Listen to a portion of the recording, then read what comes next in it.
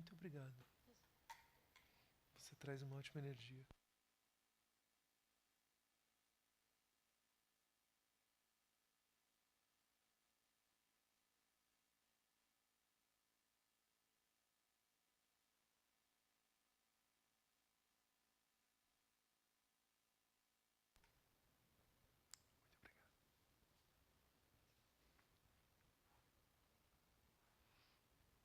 Não sou só eu que cuido da energia, né? Ela acabou de cuidar da energia do transmissor. Muito agradeço.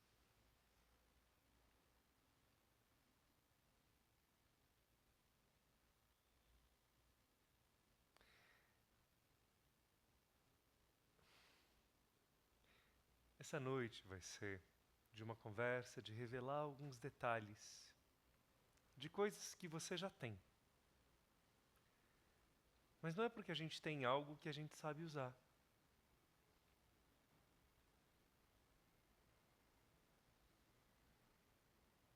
Há uma história que é parcialmente verdadeira, simplesmente porque ela aconteceu ao longo de milhares de anos. Foram mais de 2000 anos. Então, às vezes realmente era assim, às vezes não. Mas em certas épocas do Antigo Egito, quando eles iam mumificar alguém, eles pegavam o cérebro e jogavam fora, porque para que serve isso mesmo? O coração eles sabiam. O fígado eles sabiam. Mas o cérebro, está ocupando espaço. Então não é porque a gente tem algo que a gente sabe usar, mas tem função. E a gente nem sempre sabe usar os nossos chakras. Mas eles têm função.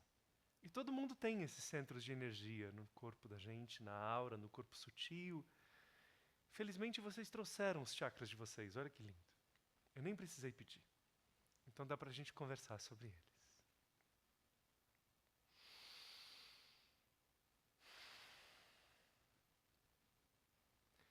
Nós temos centros de energia que são principais. Na verdade, existem muitos pontos de energia no nosso corpo etérico, corpo prânico, na nossa aura. O corpo físico é só parte da gente. Uma parte muito importante. Quando ele quebra, a gente não consegue mais ficar aqui.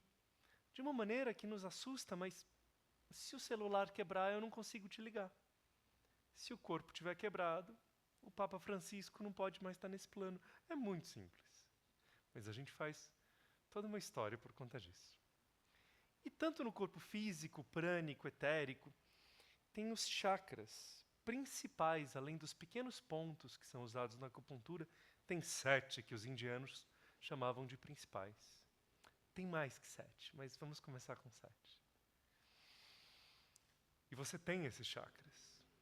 Mas dependendo de onde a sua energia, está fluindo com mais intensidade, isso vai fazer com que você enxergue o mundo de outra maneira. Os 3 primeiros chakras, Muladhara, Svadhisthana e Manipura, são os chakras 3 da tridimensionalidade. E eles se referem a coisas aqui da matéria. Quando eles estão cheios de energia, a matéria para a gente é muito importante. Aí tem o 4º chakra, que a gente fez hoje, essa visualização da lótus do coração. Por quê? Porque a nossa mente trabalha com símbolos. E se na minha intenção eu pensar na pureza de uma flor de lótus, na grandeza, a flor de lótus é desse tamanho, gente. Tinha no monastério. Ela é desse tamanho, gigante. Grandeza, expansão, pétalas, e a flor se abre ao alto, pedindo que a energia superior desça e toque nas pétalas. E a lótus tem uma coisa extraordinária, que quando caem gotas de água suja, ela não aceita, ela não se apega. A lótus é autolimpante, escorre imediatamente, ela é hidrofóbica. Então, quando cai uma gota de lama, a lótus não tem nada a ver com isso. Ela imediatamente se limpa. Então, a gente visualizando essa lótus no coração, a gente vibra mais esse chakra, a gente tenta trazer as energias do nosso ser, e principalmente da Kundalini, para esse chakra. Por quê? Quando a energia da gente está nos chakras de baixo, Tudo que é da matéria nos parece terrivelmente importante. E tudo que é dos chakras superiores parece uma viagem. Coisa de monge. Quantas vezes eu já ouvi, mas isso é você, né, Sati? Eu não consigo essas coisas. E todo mundo consegue. Todo mundo consegue. Todos nós temos os mesmos músculos, alguns são mais treinados. A diferença entre eu e o Usain Bolt, que corre tão rápido, é que a musculatura dele é mais desenvolvida que a minha. Mas eu tenho os mesmos músculos que ele, só que os meus são pequenininhos. Mas são os mesmos músculos. Eu tenho quadríceps, ele tem quadríceps. É que o dele é maior. Então a gente tem o equipamento. Se a gente está vibrando no primeiro chakra, por exemplo, Muladhara, ele nos diz respeito a tudo que é da materialidade. Então, quando a gente for falar de dinheiro como uma coisa que compra coisas materiais, é o primeiro chakra. Dinheiro como status é o segundo chakra. Mas dinheiro como materialidade é o primeiro. Quando a gente fala de teto, abrigo, comida, primeiro chakra. Quando você está postando a comida no Instagram, é segundo, terceiro. Porque o segundo, Svadhisthana, é a morada do ego. Já ouviu falar que tem pessoas que parece que o mundo gira ao redor do umbigo? O que está ali pertinho do umbigo? Svadhisthana, o chakra do ego, do eu. Ele não é ruim.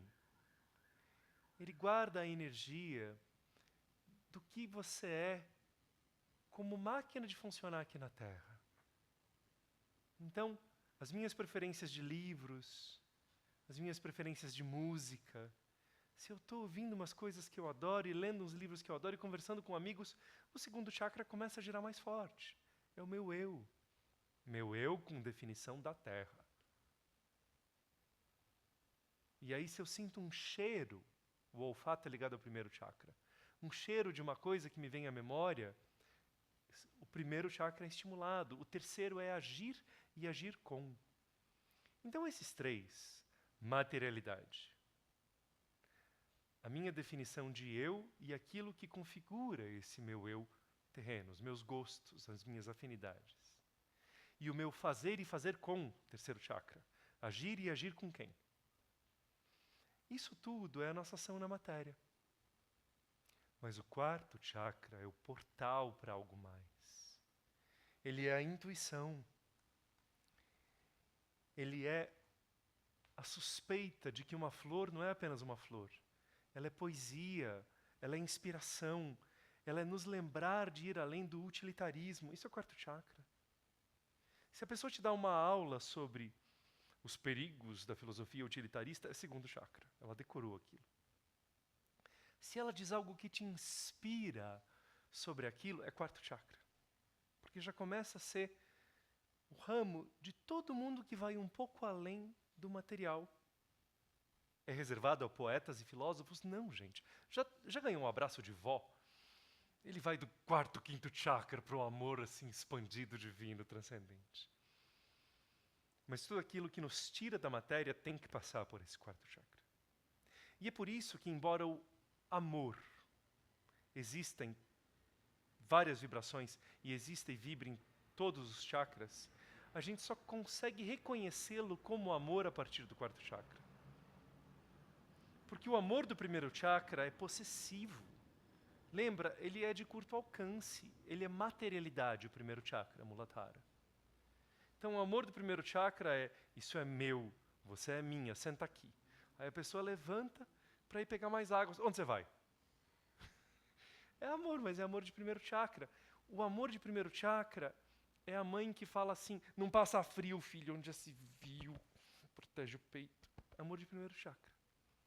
Protegeu a materialidade. Então, no primeiro chakra, a gente tem dificuldade de reconhecer que aquilo é amor. Porque o amor das histórias lindas é de quarto chakra. Aquele amor inspirador, aquele amor leve, altruísta, abnegado. Quarto chakra. O amor do primeiro não é abnegado. O amor do segundo, eu consigo amar você contanto que a gente concorde. Porque é aqui que moram minhas ideias e meus gostos. A hora que você começa a ouvir essas músicas horrorosas, é difícil te amar. A hora que você veste essas roupas, é muito difícil te amar. Esse é o amor do segundo chakra. Você consegue ter amor contanto que a afinidade exista. O amor de terceiro chakra já tem uma expansão maior, já alcança mais longe. Eu consigo amar pessoas que pensam diferente, pessoas que estão longe, mas contanto que a gente crie coisas juntos, contanto que a gente esteja ligado por algum título. Ou você é da minha família, ou você é um grande amigo, e aí tudo bem, como é que você está? Ou a gente está num projeto junto. Terceiro chakra. Mas quando a gente chega no quarto, é esse amor que alcança longe, que alcança em outro país, que pode ficar sem ver um amigo anos e falar, oi, te vi há 3 minutos. E aí o quinto chakra, que é a expressão da gente na matéria, que idealmente está permeada de alma, Vishuddha vibra aqui. Ele tem outras prioridades, outras energias, outras ideias, outras intenções. Sexto chakra, sétimo chakra. Mas você não precisa decorar o que eles são. O mais importante é a gente perceber algo que vocês já sabem, mas eu vou relembrá-los. Quando você está preso em uma perspectiva, tudo vai ser visto por aquele viés. O dia que você está com dor, machucou, fez uma cirurgia, torceu o pé, você vai ficar de mau humor. Aí vem o monge e fala assim, perdão, elevação, uma borboleta acabou de passar, sei, borboleta. Porque a tua vibração desceu. E é natural, a gente é assim o tempo todo. Mas quando você faz um treinamento de tentar... Nossa, eu estava lá no metrô, visualizei a lótus do coração, tentei vibrar nela. A energia sobe um pouco. E aí a minha fé volta a estar disponível, porque de lá de baixo ela é difícil de acessar. E aí o meu perdão volta a ser disponível, porque estava um pouquinho difícil de encontrar. Mas a gente é isso tudo. É que às vezes é difícil de alcançar, dependendo de onde a gente está, vibrando preponderantemente na energia do teu fluir do ser. Então, conforme a gente vai entendendo como isso funciona, a gente entra em algo muito bonito, que é aquilo que para você tem nome e tem prioridade, é mais fácil de ir buscar. Se eu disser, gente, vamos para Itatiba, vocês vão comigo. Se eu disser, gente, vamos para um lugarzinho que é ali, entre as estradas, num lugar que eu acho que é no estado de São Paulo, mas aí tem uma casinha amarela, é muito vago e é muito difícil. E esses estados energéticos, quanto mais você torná-los claros para o teu próprio ser, mais fácil será acessá-los. Então, se eu falar, gente, pega essa vibração que vocês sentiram do ser, da liberdade de estar indo bem ao apenas ser. E a plenitude da expansão de energia que vem disso. Repita isso no dia a dia, é difícil. Mas a hora que a gente fala, pera, vibra no quarto chakra. Intuição, presença, ponte entre céu e terra. Lótus do coração. Aquilo que ganha nome é mais fácil de ser acessado. É por isso que toda profissão tem jargões. Se eu for conversar com alguém que sabe cuidar de olhos, ele vai usar um monte de palavras para olhos que eu não faço ideia. Aí ele vai começar a falar de humor vítreo e eu vou falar, não sei o que é isso. Mas é mais fácil você se referir, encontrar algo e chegar em algo que você dá nome. E essa é a essência da linguagem que a gente usava no monastério. Então, perceber, opa, onde estão minhas energias? Onde está vibrando? Qual é meu viés? É fácil saber qual chakra seu está energizado. Se você olha, por exemplo, um pneu fura do carro, e você olha e fala assim, nossa, vai me dar um prejuízo. Primeiro chakra, tá óbvio. Se o pneu fura e você fala assim, nossa, o pneu furou, eu vou chegar atrasado, minha amiga vai ficar triste comigo. Segundo chakra. Se você olha o pneu furado e fala assim, nossa, pneu furado, vou trocar. Terceiro. Se o pneu fura e você fala, nossa, o pneu furou, é alguma bênção. Está no quarto chakra. Se tem algum motivo, deixa eu entender. E se eu não entender, também tudo bem. Eu vou trocar o pneu, agradecer o que eu não entendi e seguir adiante. Quinto chakra, pneu, que pneu? A alma já estava lá antes do corpo chegar. Então, mas a gente vai mudando de perspectiva.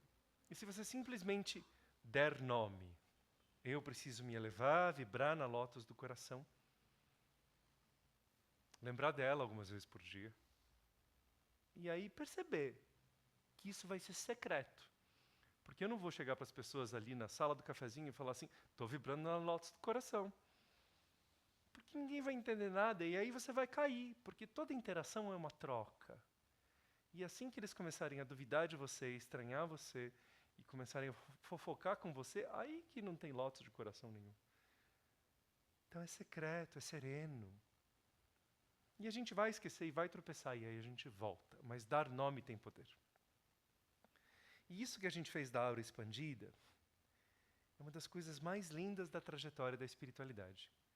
Pode observar que em alguns momentos, se você está com medo ou inseguro, se você sentir, o seu campo de energia está pequeno. Se a gente pudesse ver num ônibus, no metrô, no avião, as pessoas fazem assim com a aura. Campo de energia assim. E a partir do momento que a gente está começando a ficar à vontade em um ambiente ou com alguém, a aura vai crescendo, a minha aura começa a tocar na sua, porque eu aceito trocar energia com você. Mas se eu estou num lugar hostil, a aura encolhe. Qual é o efeito colateral disso? O mundo passa a estar a 3 centímetros de distância de você. Dá um desespero. Em vez de você estar mergulhado na tua energia, metros de proteção, você está assim, sabe aqueles filmes que você tem que ficar encolhidinho para ninguém te ouvir? Então você está na sua energia e visualizar, inspiro, recebo o prana do universo, expiro, expando. Inspiro, recebo, expiro, expando. Preencho de luz. E aí eu vou estar nos meus termos, na minha energia. E aí é muito mais fácil subir nos chakras. É muito mais fácil ter confiança. Então, quando a aura da gente encolhe, a gente está no modo sobrevivência. A gente está cercado por todos os lados de um coletivo que não é gentil. Conforme ela vai expandindo, a gente vai trocando. E aí você está dentro, ou apenas da sua, ou das auras sobrepostas de pessoas que também estão em vibração elevada. E aí você se sente bem. Então, tudo isso que eu contei hoje parece tão técnico, mas é tão seu, é tão disponível, é tão de todos nós. E talvez isso explique um pouquinho melhor por que os monges estudam esses tais de chakras. Por que essa história de vibração? E a aura? Gente, não é curiosidade. Afeta como você vai ver o pneu furado. Afeta como você vai conversar com sua filha. Afeta como você vai entender um abraço. Afeta. Afeta a tua alegria de cada instante. Então, entender energias e chakras é entender como você funciona. E é isso que é oferecido a você hoje. Agora vocês podem vibrar na lótus do coração, expandir essa aura. Uma delícia estar na presença de vocês. Posso responder perguntas? Alguém tem algo a dizer? Oi, tudo bem? Bem-vindo. Boa noite. Eu vou repetir para quem está em casa poder ouvir também. Oi, Lorena. Sou Sati.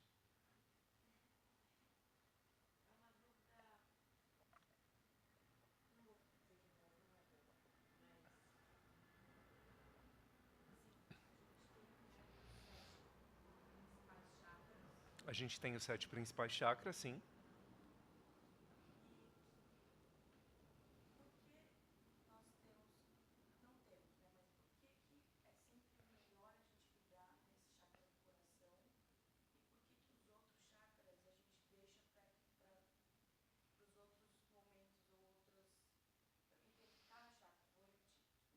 Eu entendi.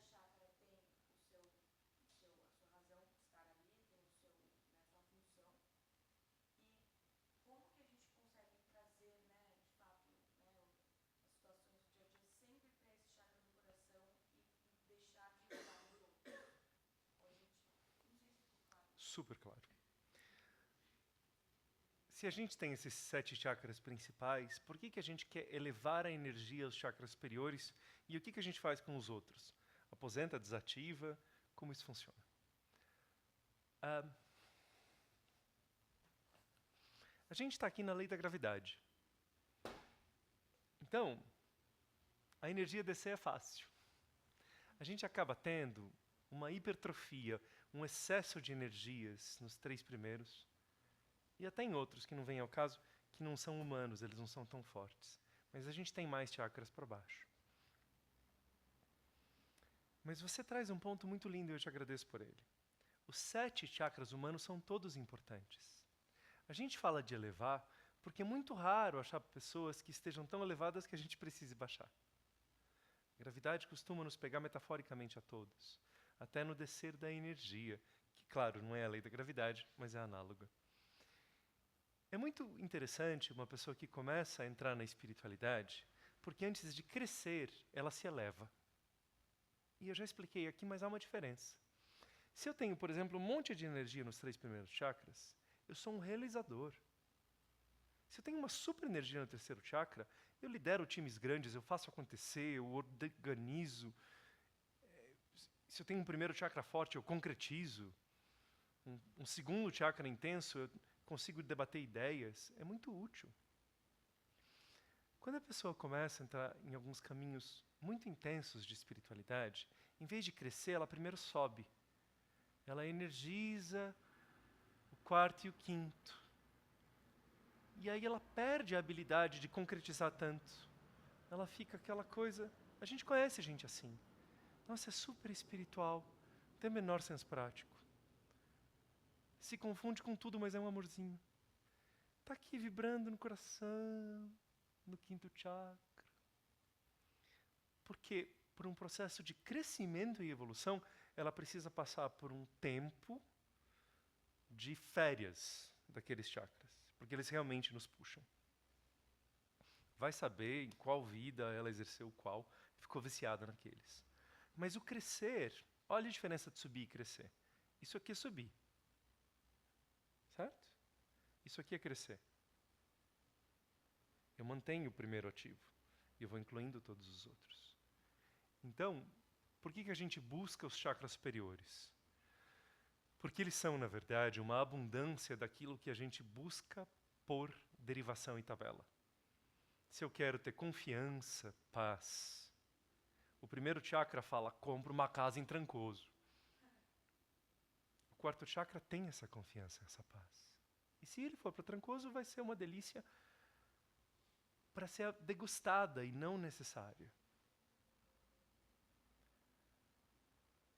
Então, os chakras superiores nos oferecem muita coisa que, como os inferiores não têm, eles criam derivações. A vontade de ser aceito. Então, o 2º chakra faz todas as piruetas para ser aceito. E aí, o 5º tem uma conexão com o propósito que não interessa se te aceita ou não. Então, a gente quer elevar porque, naturalmente, a maior parte das pessoas tem muita energia nos de baixo. Mas a gente não quer apenas subir. A gente quer crescer. E os 3 primeiros são muito importantes. Todos os 7 são. Obrigado pela sua pergunta. Sahasrara Padma aqui. Esse é o 6º, Ajna. E esse é o Sahasrara Padma. Por isso que você vê em algumas esculturas budistas, parece que Buda tem um cabelinho cheio de pétalas. Um cabelinho meio encaracoladinho. Não. Aquilo é representação dos 1000 raios de luz, as 1000 pétalas, porque parece uma pétala, é um raio de luz que vai sumindo, então fica parecendo uma pétala.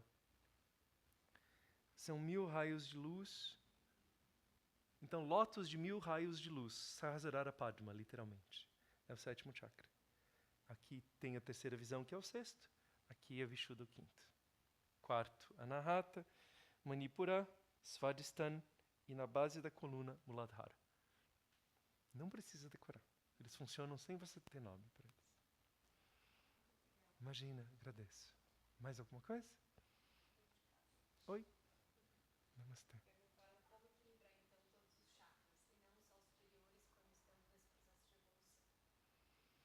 Como equilibrar esses chakras?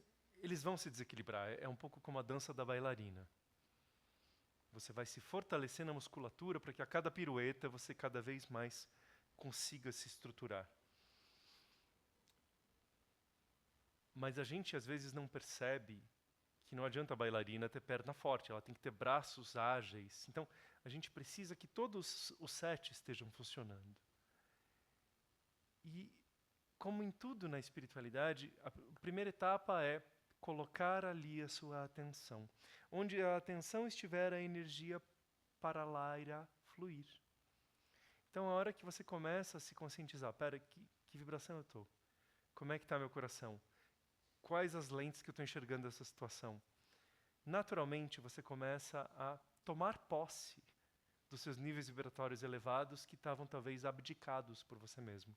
Tinha deixado meio de lado e são seus. Então, só de conscientizar-se, eu quero olhar isso tudo, perceber.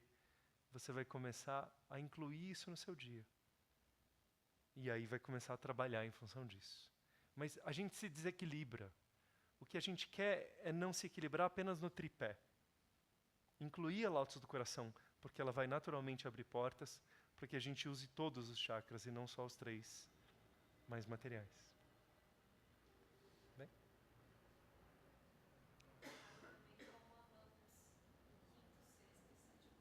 Como é o amor no 5º, 6º e 7º chakra? O amor no 4º chakra é um amor que já é um amor que não é incondicional, mas ele já é abnegado.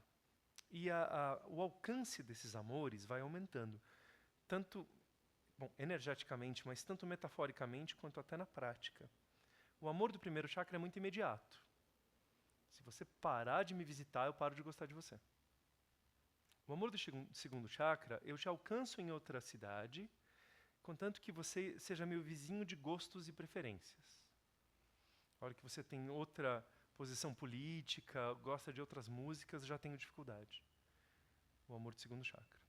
O amor de 3º chakra é um amor de fazer e fazer com. Contanto que a dinâmica da vida esteja interagindo, o amor alcança. O 4º já é um amor abnegado. É uma mãe que fala assim, filho, pode ir estudar nos Estados Unidos. Mas aí ela fala, eu vou morrer, mas pode ir. O 5º chakra já é um chakra do amor do caminho da alma. Então ela fala, filho, se esse é teu caminho, vai, tá ótimo. E ela não sofre com isso, porque o amor dela alcança. Claro que ela ainda tem os outros chakras, e ela vai ligar e falar assim, comer hoje. Mas a vibração já não é uma de sofrimento, porque ela está alcançando o 5º. O mais importante é o caminho da alma dele. O 6º chakra já é o amor de você sendo amado pelo universo e todos os seres que emanam isso de volta. Então, se você está vibrando no 6º chakra, você percebe o amor que uma flor te dá de volta. Um raio de sol tocando no seu rosto não é só um monte de fótons. É um gesto de carinho do universo com você. Esse é o 6º chakra. E o 7º chakra é você se sentir parte do todo. E é a porta para o Samadhi, para o Satchitananda e para os vários estados em que você se sente dissolvendo no ego e conectado no infinito, como um caule de uma folha faz ela estar conectada na árvore. Então é um amor de você pertencer ao infinito. Sobe rápido, né? Do 1º para o 7º. Pois não, pois sim. Tudo. Obrigado por vir.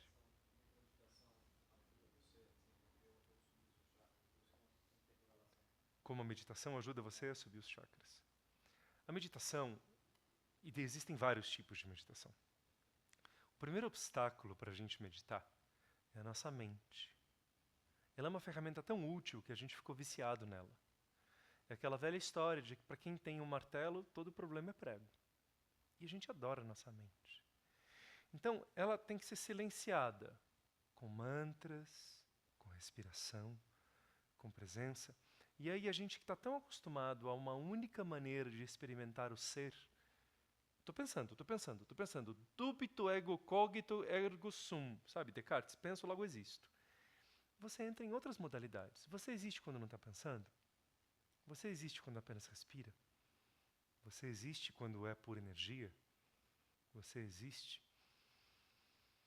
por apenas existir? Então, vai abrindo portais que te levam a isso. A hora que a mente para de atrapalhar, essas coisas começam naturalmente a se tornar alcançáveis. E aí, dependendo do tipo de meditação, elas vão ser incentivadas. Nesse tipo de meditação que a gente aqui faz, meditação nata, a gente incentiva certas energias. Hoje a gente incentivou a meditação de expandir a aura e sentir o seu campo e estimular o quarto chakra como portal entre os 3 primeiros e os 3 últimos. Então, a resposta mais profunda para você é, em inglês a gente fala, wherever awareness goes, energy flows. Colocou atenção naquilo, a sua energia vai para aquilo. Colocou a sua atenção numa planilha, a sua energia vai interagir com a planilha. Colocou a sua intenção na presença, a sua presença vai ter mais energia. Colocou a sua intenção no amor, o seu amor vai crescer. Colocou a sua intenção em você ser um viajante cósmico, fazendo funções aqui na Terra, isso vai se revelar dentro de você. E a gente, como na academia, a gente treina na meditação, mas vive isso ao longo do resto do dia. Você ganha músculos na academia e usa os músculos no resto do dia. Então, a meditação, primeiro, acalma a mente, que é o grande portão que nos impede de vivenciar isso, e ela nos ajuda a colocar energia em lugares que vão fazer isso florescer. E aí, são órgãos seus. É um pouco como exercício mesmo. Como eu treino meu bíceps? Tem métodos, mas no fundo ele já é seu. Se você colocar atenção e intensidade nele, ele vai crescer. Espero ter podido ajudar. Sim.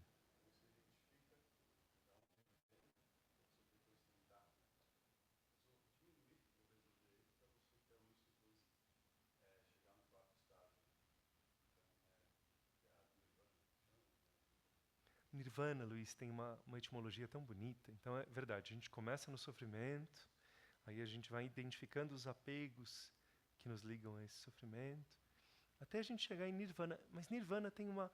É muito poético o que isso quer dizer. Nirvana significa assoprar, apagar. Aí você fala, mas quero atingir iluminação, você vem falar que eu vou apagar? E olha qual é essa beleza. É o apagar de uma vela porque a noite acabou, porque o dia chegou. A luz está permeando tudo. Então você apaga essa pequena chama da ilusão do eu. Isso é Nirvana. Né? Em tudo que é ligado ao 7º chakra. Quanto mais a espiritualidade é ligada a energias e vibrações e menos a dogmas, mais potente, mais direta e mais sua ela é.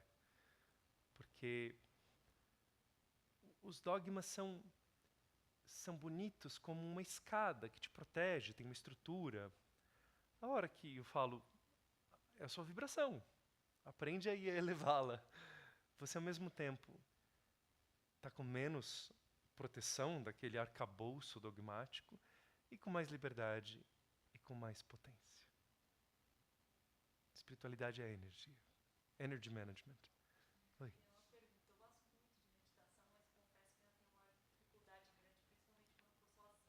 Ela,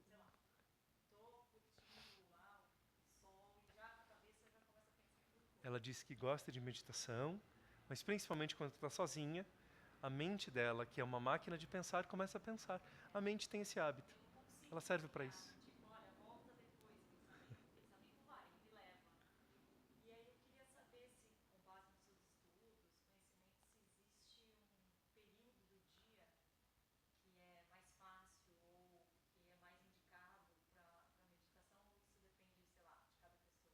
Eu imagino que a Ayurveda fosse dizer que você é Vata Dosha.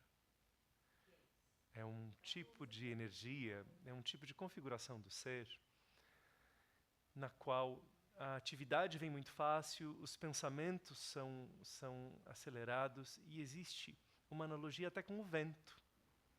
Tem gente que é letárgico, lento, devagar. Você é rápida, fluida, quando viu, já ventou, já fez, já foi. Isso é uma qualidade sua.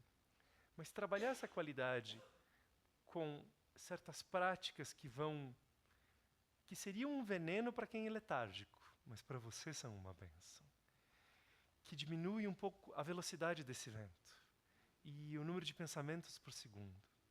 Então, por exemplo, se eu disser para uma pessoa que seja desse dosha mais letárgico, kapha dosha, eu falo assim, para e contempla. Aí que ela não faz nada mesmo. Mas para você, comer e mastigar um pouco mais devagar e honrar e sentir o sabor dessa comida vai começar a te transformar.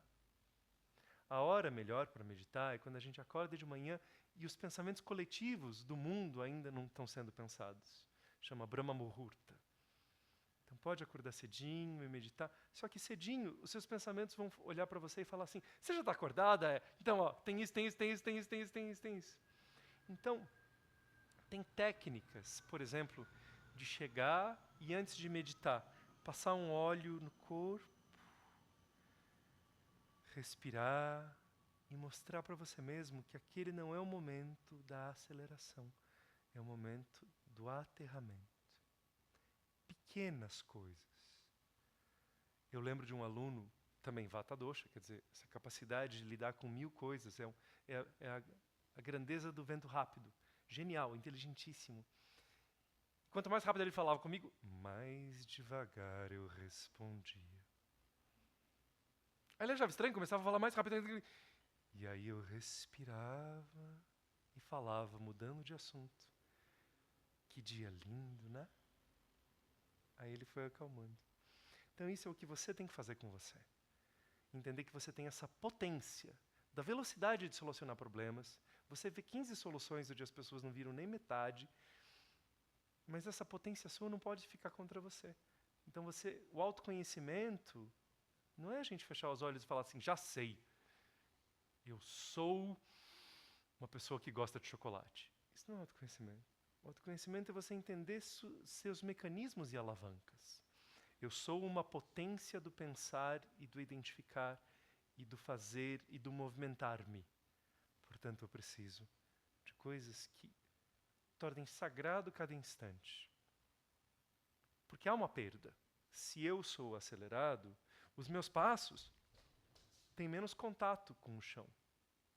Então parece que eu fiz tudo muito rápido, mas houve uma perda. Então se você falar, eu não posso comer tão rápido, porque eu vou perder um pouco do sabor. Eu não posso falar tão rápido com a minha amiga, porque eu vou esquecer de dizer eu te amo. Eu não posso meditar deixando um monte de pensamentos entrarem, porque aí eu vou esquecer de ser. E aí o que você treina fora da meditação vai ajudar na meditação também. Espero ter ajudado. Chama Vata Dosha. Suponho que você o tenha forte. Ele é uma maneira da medicina ayurvédica entender as pessoas. Mais alguma coisa? Eu sou Pitta Dosha, óbvio, né, Lígia?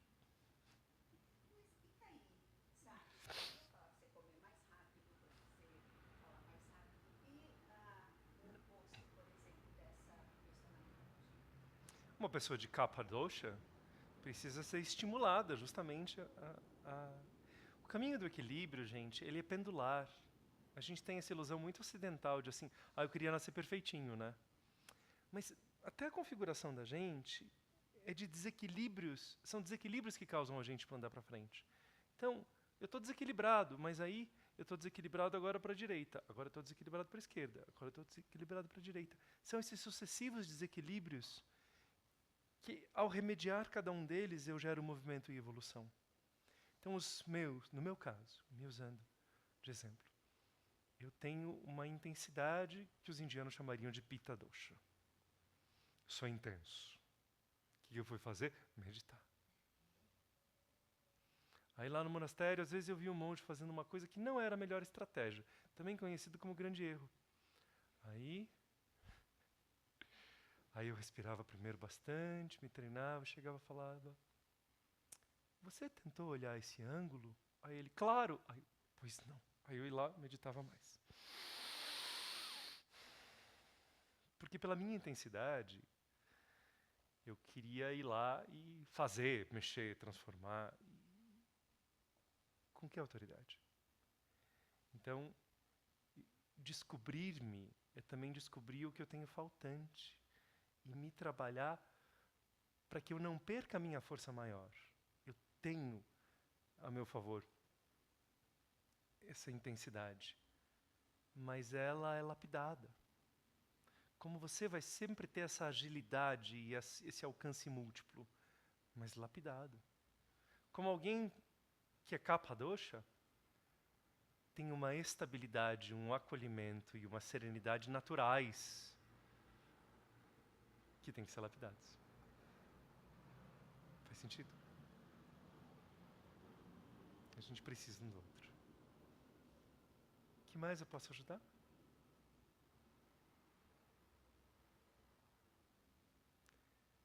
Quero agradecer a Lígia, toda a equipe do Natividade, que está aqui. Muito obrigado. Quero agradecer aos seres invisíveis e visíveis daqui. Tantas bênçãos. E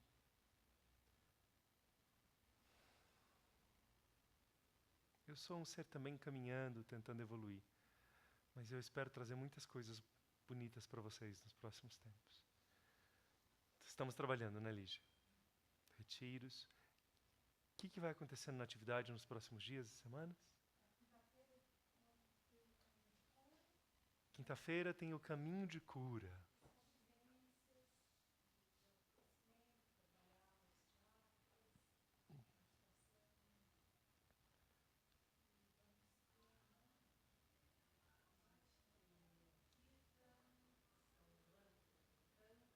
Que dia é o Kirtan? Dia 9, que é o que da semana? Sexta-feira.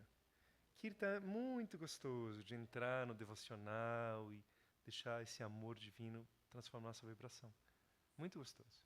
Além de arte. Natividade é um lugar de crescimento do ser. Vocês são sempre bem-vindos. Eu agradeço. Luiz, Cris, se vocês puderem ficar um pouquinho mais, vocês podem? Tá bom.